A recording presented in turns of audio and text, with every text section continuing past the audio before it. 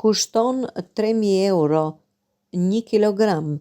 Kjo është bima e rrallë që rritet në Shqipëri. Rreth 3.000 euro për 1 kilogram tartufë edhe në Shqipëri. Kjo kërpudhë e rrallë rritet gjërësisht.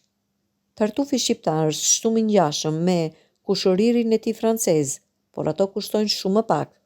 Aq me vlerë është tartufi i bardhë, saqë është i kuotuar edhe në bursë, ku çmimet fillojnë nga 300 në 1.000 euro.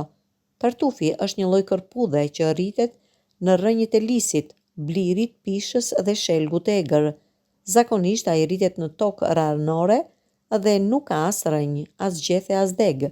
Kjo specie është në formën e zhardhokut dhe e merr ushqimin nga rrënjët e bimëve të tjera.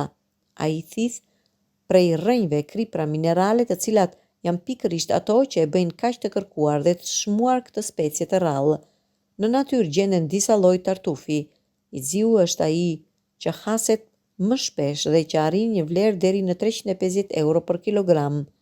Tartufët e bardhë ngjajnë me zhardhokët e patates, por me formacion më të çrregullt, të cilët çmohen më shumë për shkak të vlerave ushqyese dhe shijeve që mbartin.